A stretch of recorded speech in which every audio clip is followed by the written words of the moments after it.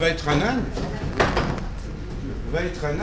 c'est une paracha qui traite des pilotes que Moshe avait dit pour rentrer en Eretz Israël, 615 pilotes, que la valeur numérique de Vaetranan était de 515, donc ce qui rappelait les 515 pilotes que Moshe avait fait.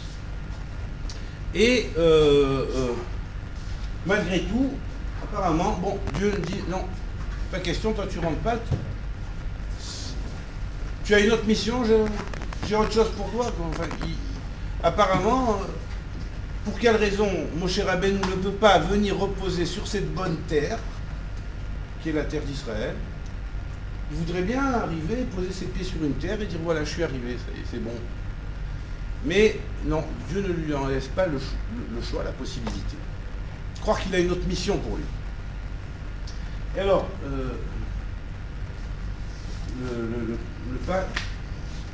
le Pérec qui traite sur Vaetranan dit comme ça: Vaetranan el Hachem, Bahet Ha'i, il est mort.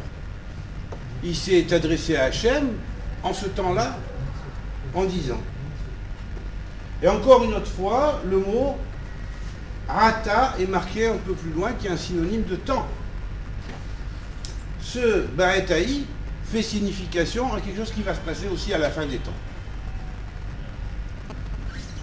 Donc le Vaetranan, qu'est-ce que ça va être le Vaetranan de la fin des temps? Il y a un grand rabbin qui s'est appelé, je ne sais pas si vous avez entendu parler, de Rabbi Moshe Rabbeinu Tzato. Bien sûr, c'est un très grand kabbaliste. Certains de ses livres ont été brûlés parce que le peuple n'avait pas de niveau, donc on l'a pratiquement forcé à brûler une grande part de ses ouvrages. Et on dit qu'après, quand on a vu qu'est-ce qu'il y avait dedans, on se dit s'il avait apporté ça, on aurait peut-être eu la Géoula. Toujours est-il que ce Rabbi Moshe Rabbeinu Tzato, qui était pratiquement le seul qui a été capable de décoder et de décrypter le Zohar dans un langage logique, en passant par la Kabbale du Harizal, mais qui, la Kabbale du Harizal, décrypte déjà le Zohar, qui a un langage plus ou moins hermétique, quoi, je veux dire, assez difficile d'accès. Le langage du Harizal est déjà pour les initiés, parce que c'est vraiment un langage complètement d'initié. Quelqu'un qui n'a pas un maître qui lui enseigne comment lire Harizal, il ne comprendra rien du tout, et apparemment il va suivre, par exemple, l'ordre dans lequel les livres sont écrits, et l'ordre n'est pas le bon. Voilà. Donc quand vous arrivez après, vous trouvez un vrai maître, il va vous dire non, c'est pas le bon ordre de lecture. Ça, c'est un ordre apparemment juste et conforme à une certaine logique, mais il y a une autre logique derrière, et cette autre logique, pour la comprendre bien, il faut arranger les textes d'une autre manière. On ne les lit pas de cette manière. Alors, donc le Ramchal, qui on peut dire est le décodeur du langage du Harizal et du Zohar, puisqu'il a réussi vraiment à apporter en langage logique une Kabbale dite logique. Que quelqu'un qui n'est pas forcément initié peut aborder petit à petit et progressivement progresser jusqu'à comprendre le sens profond de cet enseignement mystique. Donc, Rabbi Moshe Rabbeinu Tzato a écrit le livre de Taktout Philot. Un livre qui s'appelle 515 Philot. On sait que cette valeur numérique de 515, c'est à la fois la valeur numérique de Shira et de Vaetranan et de Tefila et de Petila, parce que si on inverse les lettres de Tefila, on obtient Petila, ça veut dire que la Tefila c'est une Petila, c'est une flamme qui s'élève vers le ciel. Et là donc, on voit que ce fameux livre de Moshe, de Rabbi Moshe Rabbeinu Tzato, lui, est constitué de prières uniquement kabbalistiques. Ça n'a rien à voir avec les pilotes de tous les jours, elles sont toutes une portée kabbalistique. On sait que les kabbalistes utilisent les kabbalotes dans les tfilotes, que dans les tfilotes, c'est des mondes. Mais la tfila elle-même, dans sa rédaction, n'est pas kabbalistique. On décode sous-jacent le code kabbalistique qui existe en dessous, mais dans son tel qu'on la lit, elle ne paraît pas kabbalistique, ça paraît des textes que n'importe qui peut lire, tout le monde du peuple. Mais il y a une profondeur très très grande dans chaque mot, chaque lettre. Alors donc, le livre de Taktout Philot, du Ramchal, on dit sera l'épée du Mashiach. Et c'est là que je fais la relation avec Ba'et Haï, c'est-à-dire ce temps-là, la fin des temps, et le Sefer du Ramchal, c'est reconnu par les kabbalistes que sera l'épée du Mashiach. C'est avec le philosophe de Vaetranan que toutes les xérotes, toutes les choses mauvaises et dangereuses qui sont les décrets qui sont écrits sur Israël tomberont. Parce que dedans, chaque fila est kabbalistique. Elle a un sens kabbalistique et elle est écrite d'une manière kabbalistique. Avec une terminologie complètement déjà kabbalistique et initiatique. Voilà. Donc c'est pour ça que je voulais faire le rapport avec Vaetranan et mettre le dagesh sur des raisons. Et je vous laisse le choix de réfléchir là-dessus, enfin la possibilité de réfléchir là-dessus. Moshe Rabbeinu est enlevé par Dieu parce que Dieu ne veut pas lui laisser rentrer sur la terre. Vous allez voir un petit peu plus loin, il y a un passage qui dit comme ça.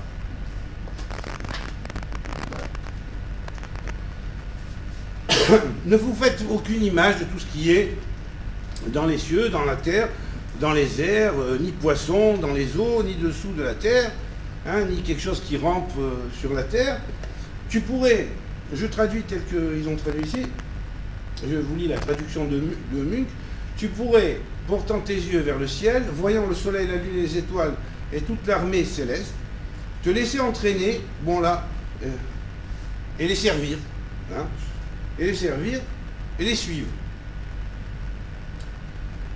Le Seigneur, ton Dieu, les a donnés en partage à tous les peuples qui sont sous tous les cieux. De là, le grand maître du Moyen-Âge, Rabbeinu Behaye, est dit, à partir de ce passage, y a-t-il d'autres peuples dans d'autres ciels? Oui, il y a d'autres peuples dans d'autres ciels. Oui, il y a d'autres planètes habitées. Oui, il y a d'autres Israël dans d'autres endroits. Israël est sur terre, terre habitée, terrestre, il y a un Israël terrestre, il y a également un Israël céleste. C'est pourquoi la Megillah Psachim met le dagesh là-dessus et dit, on va chercher le Chametz Beor Haner, on le cherche à la lumière d'une veilleuse, d'une bougie, après on le dit, et pourquoi ne pas le chercher Beor HaChama? Chama c'est notre soleil à nous, notre système solaire, puis après on dit, non, on le cherche Beor HaShemesh. Et on donne différents points de relativité de la lumière, et finalement on arrive à comprendre de cela que pendant que nous, juifs de la terre, de cette terre-là, nous cherchons le Chametz, qu'on se dise bien, il y a d'autres juifs dans d'autres terres, parallèles à la nôtre, semblables à la nôtre, qui cherchent aussi le Chametz et qui vivent une histoire semblable à peu près à notre histoire, parce que ce qu'on a appelé, dit le Rabbeinu Behaye, Mitzrayim et Mitzrayma, la Gamatria va en parallèle avec Shamaïm et Shamaïma, c'est-à-dire ce qu'on a appelé Mitzrayim, c'est un empire qui est venu du ciel, qui s'est posé sur terre. Sur cette terre, ça s'appelle Mitzrayim. Sur d'autres terres parallèles qui existeraient, où il existerait une autre vie, s'appellerait Mitzrayima, tout comme Shamaïm, ce sont les cieux qui nous sont visibles à nous, qui sont nos cieux à nous que nous visualisons, en face de nous appartenant à notre système solaire, ceux avec lesquels nous sommes familiers. Il existe d'autres cieux qui échappent à notre système solaire, qui eux sont appelés Shamaïma, et ces Shamaïma, dans ces Shamaïma, il y a des planètes qui sont appelées Mitzrayima, c'est-à-dire des terres sur lesquelles il y a effectivement cette civilisation cosmique qu'on a appelée Mitzrayim, qui est venue, qui a fondé une civilisation sur Terre, elle a fondé d'autres civilisations sur d'autres terres. Voilà comment on explique. Et ça, je voulais tenir à le préciser, c'est pas de moi, c'est de Rabbeinu Behaye. Maintenant, pour complémentarité, je sais que le sujet est très apolémique. En général, on cherche, soit, je ne sais pas pourquoi, on veut camoufler la vérité. Est-ce qu'on veut, on veut éviter les sujets épineux? Je ne sais pas, mais je sais qu'en général, on essaie toujours d'esbrouffer les problèmes, ces problèmes-là. Et pourtant, c'est un problème, c'est une réalité qui existe. Dans peut-être 10 ans, dans peut-être 15 ans, on y sera confronté, hein, et peut-être moins même. Et donc, il faudra s'y attendre, un jour ou l'autre, à changer de phase. Parce que tout ça, c'est au service d'Hachem, ça appartient à un seul royaume. Voilà. Donc, quand Dieu a dit à Moshe, non, non, non, toi, tu restes pas sur cette terre, ça veut dire, j'ai maintenant tu vas sauver d'autres juifs qui sont sous d'autres cieux, dans d'autres Mitzraïm, et c'est toi qui vas être le Moshe Rabbeinu à chaque fois, et cette âme-là va être transportée d'une planète à une autre, et elle va toujours servir de médiateur pour sortir ce qu'on appelle les juifs de l'esclavage. Vous voyez? C'est un horizon, déjà. Un autre exemple, je m'excuse, je vous donne quelques sujets de réflexion. En général, vous faites un texte, une analyse de texte sur Bereshit, on vous dit, Dieu créa l'homme à son image, à sa ressemblance, puis donc après, dans un premier temps, il l'a fait Zacharun Keva Bara Oto, il se passe le Shabbat, tout est parfait, Dieu a béni la création, puis après, encore un autre Shabbat va passer en fait, puisqu'il va avoir le Shabbat d'avant la faute. Donc il y a une autre semaine qui est la semaine d'après le premier Adam, qui lui est androgyne simple. Il va y avoir la semaine du deuxième Adam, androgyne double. Celui qui va être fait avec Vayetzer, avec deux Yud. Vayetzer Elohim, et Adam, Betsalmo Kimuto, Betsalem Elohim Bara Oto, Otam, et là Betsalem Elohim Bara Otam. Il les a créés, Otam, et là cette fois-ci, c'est deux. Donc on part déjà d'un androgyne double. C'est déjà autre chose. C'est déjà un autre niveau. Un niveau plus inférieur de recherche. Qu'est-ce que c'est que ce Nachash? Un serpent? C'est une idiotie de croire que le Nachash est un serpent. Nachash veut dire magicien aussi. Dans les tribus primitives, il y avait le mage le sorcier de la tribu qui s'appelait le Nachash, qui pratiquait le culte du serpent. Ce sont des choses que nous devons savoir. Il est temps aujourd'hui de voir et de lire la Torah avec des yeux d'adultes, pas avec qu'on nous raconte des sipurim. Parce que la Torah, c'est la reine des sciences, il y a tout. Il y a dedans de quoi, plus tard, si Dieu veut faire prolonger la vie, peut-être changer l'ADN, arriver à trouver la formule pour coder l'ADN d'une manière correcte qui en efface toutes les maladies. Donc, si on ne sert pas de la Torah comme guide et comme maître, comment on va faire? On va en faire simplement une religion, on croit que c'est ça la Torah. Si on croit que Moshe Rabbeinu est monté jusqu'au Sinaï pendant 40 jours pour recevoir la Torah, pour arriver, on en arrivé là et dire voilà, ça y est, on est arrivé, on commet la même erreur que Yaakov quand il a fait Vayeshev. Qu'est-ce qui s'est passé? On a pris Yosef, on l'a déporté, on l'a vendu en Égypte. Donc, le Nitzot d'Israël s'en va, il est vendu quelque part, et il va falloir après des gens qui vont les prendre et les servir aller pour les remonter, et remonter les Nitzotot qui sont descendus en bas. Donc, l'erreur du Vayeshev, il ne faut jamais la commettre. Le soutien à Eretz Israël Tamid, toujours, il faut toujours l'avoir. Pourquoi? On a Yitzhak, qui est le symbole du deuxième patriarche, donc, qui lui est toujours resté en Eretz Israël, qui a affronté l'ennemi avec le sourire, ça c'est la base. L'humour, ne jamais perdre l'humour, et ne jamais abandonner la matara d'Eretz Israël. Et Eretz Israël, au-dessus de tout. Tout ce qui touche et critique Eretz Israël, il faut fermer ses oreilles, ne pas écouter. C'est Yitzhak. Yaakov, la recherche de la vérité, on a vu, comme la recherche de la vérité, et Abraham, et pour Yaakov, ne pas commettre l'erreur de dire ça y est, on est arrivé Vayeshev. Parce que Vayeshev, c'est la déportation des connaissances. Yosef est le symbole même de la connaissance d'Israël. Si on croit qu'on est arrivé, ça y est, notre judaïsme est le judaïsme parfait, on n'a rien à attendre de Mashiach. Maintenant, si on sait qu'il y a des choses qu'on doit apprendre, hein, et qu'on doit se préparer à apprendre, parce que quand on verra les choses selon le monde de Mashiach, ce ne sera pas le monde tel qu'on l'a vu aujourd'hui avec un truc robotisé, une religion robotisée, une religion de la vérité, ce sera différent, ce sera voir les choses avec d'autres yeux. Et ensuite, on a Abraham, donc qui Abraham, lui, pardon, en remontant, hein, Abraham qui, lui, est le symbole du Lech Lecha, va vers de ton lieu natal et change et fais un break, remets tout en cause, tout ce qui est autour de toi, pour que le judaïsme, je dis, soit vrai, authentique, hein, et en perpétuel renouvellement. Il doit travailler ces trois points de vue à chaque génération. La remise en cause, de Eretz Israël en tout et pour tout, avec l'humour, la recherche de la vérité totale et ne pas croire qu'il est arrivé. Ça, c'est fondamental. Une erreur sur ces points-là, c'est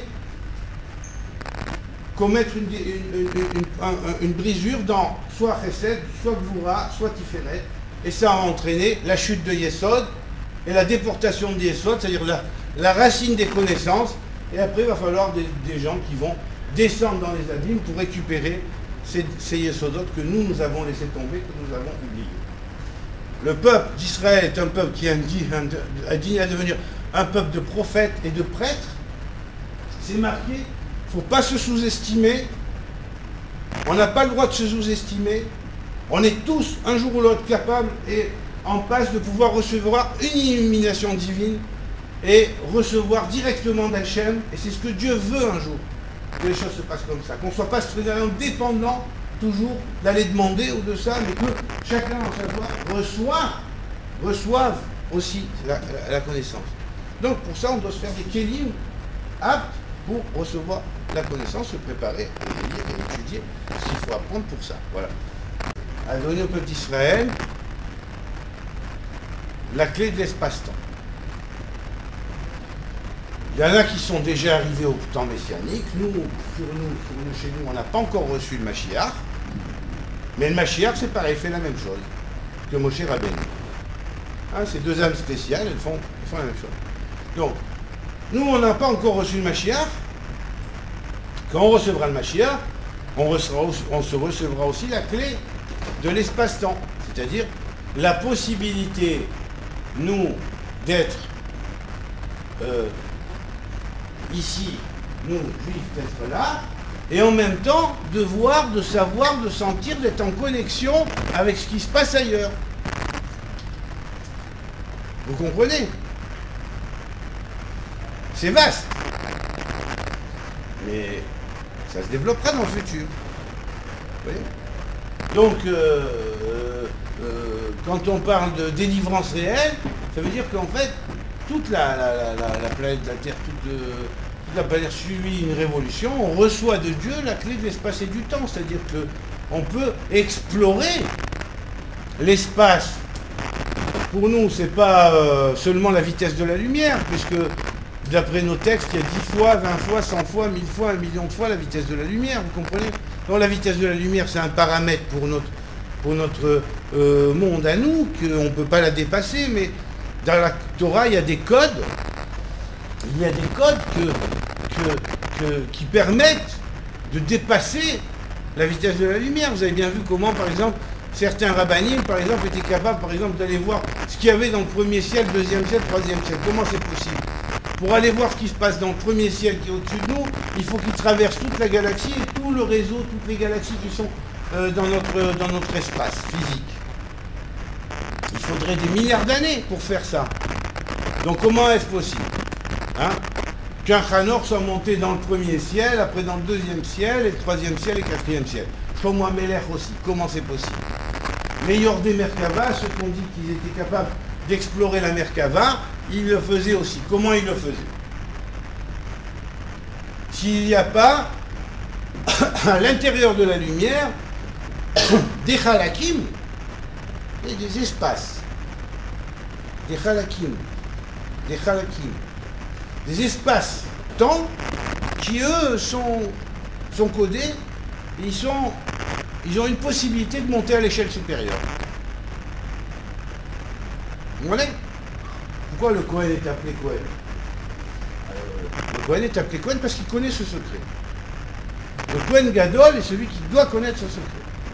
Comme il connaît le secret de la lumière réelle, qui n'est pas la lumière physique, il sait très bien que nous, quand on dit nous, on fait Shabbat. Ça nous interdit de toucher le feu, le Shabbat.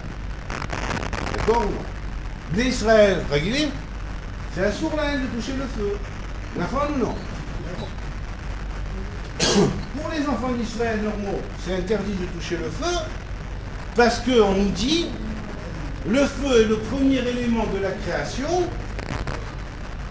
le feu est le premier élément de la création, donc tout a été créé par le feu, par l'énergie. Seulement le Kohen Gadol, lui, il sait que c'est pas de cette énergie qu'on parle. Donc lui, il a le droit de toucher le feu, parce que ce feu, pour lui, il est terre. Il est matériel, ce feu. Il connaît, il sait qu'il y a un autre feu, et que c'est de cet autre feu que partit la création, et pas de ce feu-là que nous connaissons, qui est le feu matériel, c'est-à-dire l'énergie physique. On parle d'un feu qui est 10 puissance 43, le feu de la lumière normale. Donc ouais, c'est déjà un autre niveau.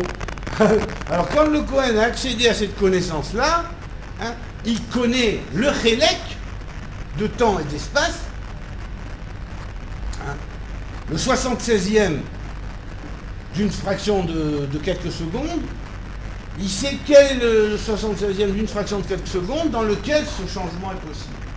Et ce changement est possible, et en même temps de là, Dieu qui est hors du temps, on peut changer, révoquer tous les décrets, parce que tous les décrets sont révocables à partir de ce point.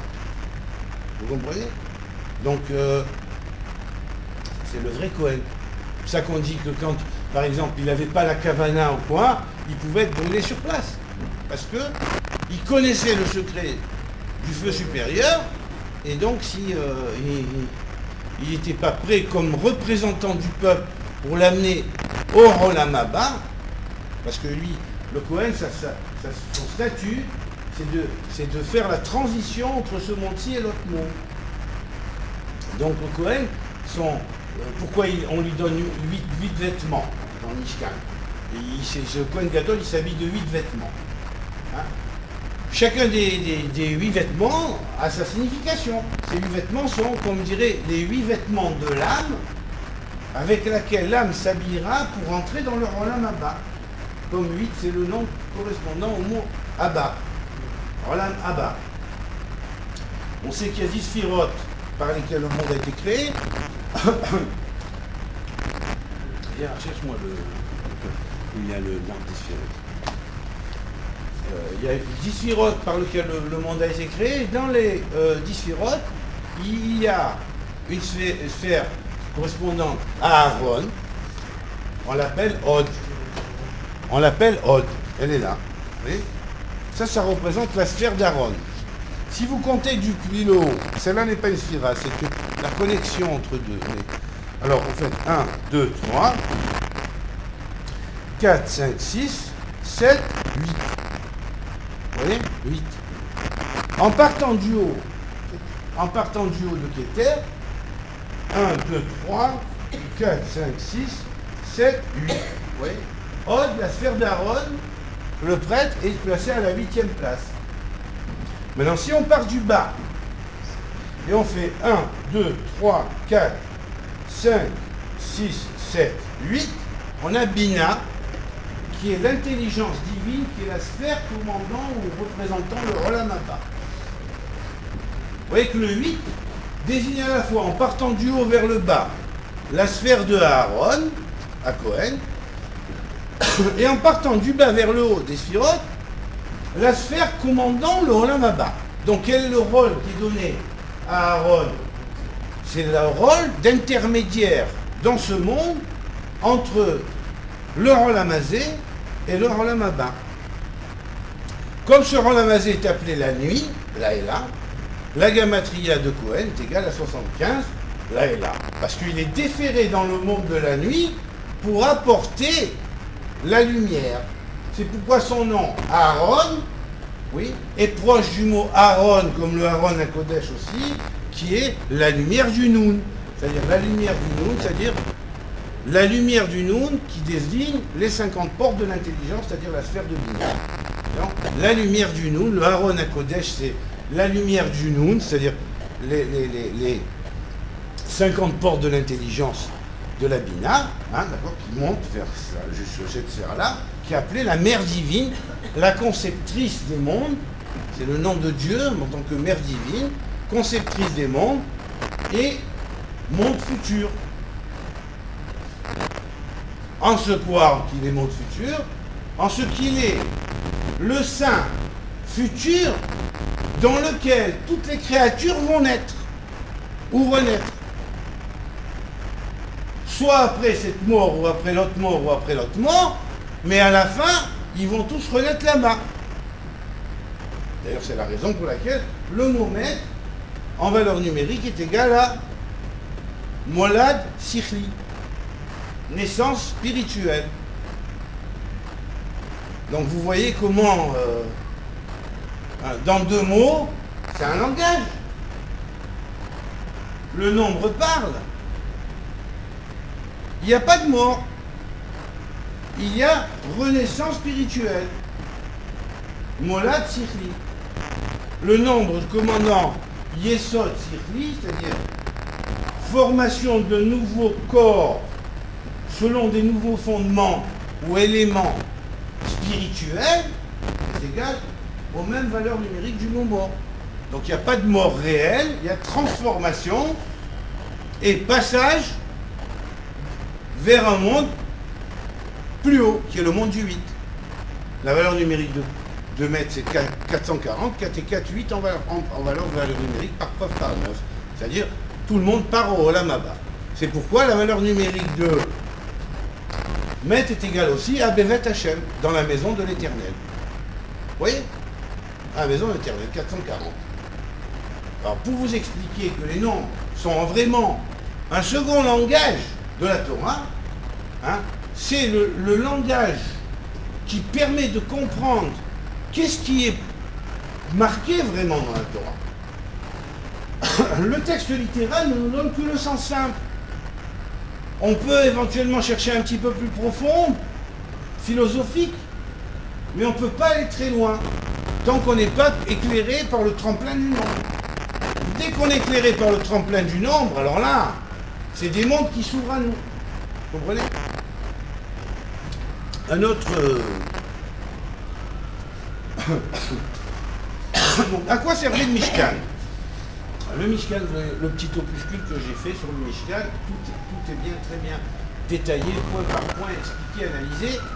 Vous pourrez le voir après, éventuellement en prendre un. Mais disons que je vais dire juste les points principaux pour vous expliquer en gros le sens du Mishkan. Donc, pendant que les Bnei Israël étaient dans le désert, dans les 2 premières années, Dieu a demandé à Moshe de prélever un prélèvement de chaque enfant d'Israël, qui serait un prélèvement de minimum vital, c'est-à-dire chacun donnerait vraiment le minimum de ce qu'il peut donner, de façon à ce que le riche comme le pauvre soient à la même enseigne. Et puis, ensuite, chacun pourrait donner en plus, selon le désir de son cœur et selon la bonté de son cœur, sa générosité, et en fonction aussi de ses besoins, de ses possibilités, pourrait donner ce qu'il veut donner pour la construction d'une résidence pour Dieu qui s'appellerait une résidence entre les Bnei Israël, entre les enfants d'Israël. Alors Dieu dit à Moïse, commande aux enfants d'Israël de faire une terouma, hein, une terouma, et puis d'allier toutes ces teroumas, et ensuite vous allez me faire le Mishkan. Le mot terouma nous interpelle, parce que vous voyez que le mot terouma, elle est même lettre que le mot temoura.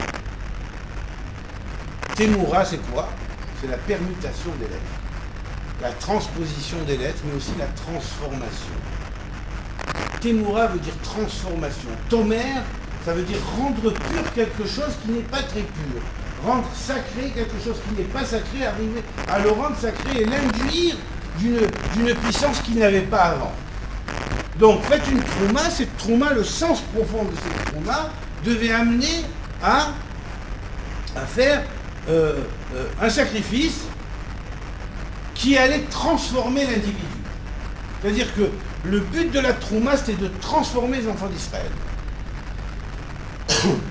Ensuite, j'ai donné quelques autres permutations de lettres dans le mot trouma, du mot trouma dans le bouquin, mais bon, là, quand on entend un petit peu, je brosse, sinon je ne vais pas arriver à donner assez de détails sur les différents trucs de la Mishkan. Alors d'abord, il y avait cette trouma, ensuite, bon, on donnait les dimensions, les mesures du Mishkan, hein, Et le Mishkan est appelé Mishkan. Mishkan, comment on pourrait traduire ça? On traduit par sanctuaire, hein? On traduit par Mishekan. En hébreu, c'est Mishekan. Celui qui est là. Alors on va dire résidence. Voilà, résidence. Le mot Shrina, il est de la même racine. Oui. On va remarquer que dans Mishekan, ce Miché qui c'est Shem, si on inverse les lettres. Ça veut dire Shem, Kan. Plus exactement, pas Kan, parce que dans Kan il y a un Aleph au milieu, mais Ken. Shem Ken, le nom qui est plus, vous voyez, qui est positif. Donc dans le mot Shechina, tout comme dans le mot d'abord Ken, qui veut dire qui est le oui, qui est le Ken, qui est le oui. Vous voyez, le oui hébraïque, c'est un oui, quelque chose d'extraordinaire, le oui hébraïque. Le oui hébraïque est la somme d'un tout. Le oui hébraïque, c'est Ken, c'est valeur numérique 20 plus 50 égale 70. Et 70, c'est quoi pour nous? Sod. C'est quoi encore? 70 nations, 70 princes des nations célestes, 70 empires terrestres comme il y a 70 empires célestes en parallèle. C'est 70 noms à Jérusalem, ville centrale d'Israël. Hein? Terre élue parmi les 70 terres. Donc, le 70, c'est un nombre qui symbolise un tout, un ensemble, 70 visages de la Torah. Grande clé. Donc on en dit que notre oui, notre ken en hébreu, c'est un oui, c'est-à-dire c'est une positivité, son secret il est dans une réunion de 70 puissances, c'est l'hyper-positivité. L'hyper-positivité, c'est l'hyper-positivité contenant tous les éléments du monde. Enfin, c'est pas ma positivité à moi par rapport à la positivité d'un autre. C'est la positivité totale. Donc le ken hébraïque est la positivité totale. C'est pourquoi le mot kan, qui veut dire ici, avec un aleph induit au milieu, va recevoir l'aleph induit au milieu qui va dire, voilà, par l'induction, tout à fait, merci, par l'induction de l'aleph au milieu, c'est ici et maintenant.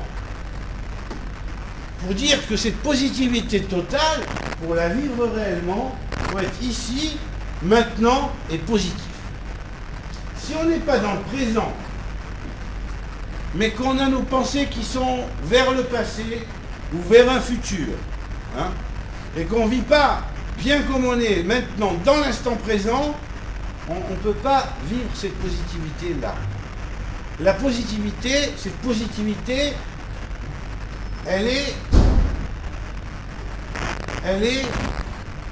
vécue ici, maintenant, et elle est mal. Donc ce Ken-là, et Kan, nous allons le retrouver également dans le mot Kohen. Dans le Kohen, vous avez le Kaf et le Nun de Ken, vous avez le He au milieu, qui est la réception du souffle d'Hachem, qui transmet le sod, le secret, les 70, hein, de la connaissance de tous les peuples, de toutes les nations, de tous les noms de Jérusalem, de toutes les fautes. Et le Kohen, dans le souffle divin du He, puisqu'il émane de la sphère de Hod, Hod commence par He aussi, ou on peut parler aussi du dernier He du nom de Dieu, qui est celui qui incarne la sphère de Malchut, celle dans laquelle va se concrétiser le temple, puisque le temple, c'est le He à la fin, c'est le He. Le He, c'est le temple, je veux dire, le grand He, c'est le temple. Donc, on va dire, quand Dieu est présent sur la terre, dans l'espace et dans le temps, le temple est monté devant nos yeux, il apparaît. Donc, le Kohen est là pour officier dans le temple. Donc, c'est le He.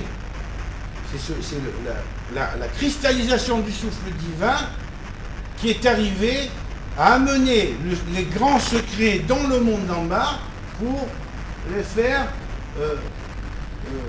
tous ces grands secrets à travers le temps. Et le Mishkan qui en était sa préfiguration. Donc dans Mishkan, vous avez aussi Shem et Kan. Au Mishékan, c'est-à-dire celui qui est là, qui sait, c'est le Shem qui est là.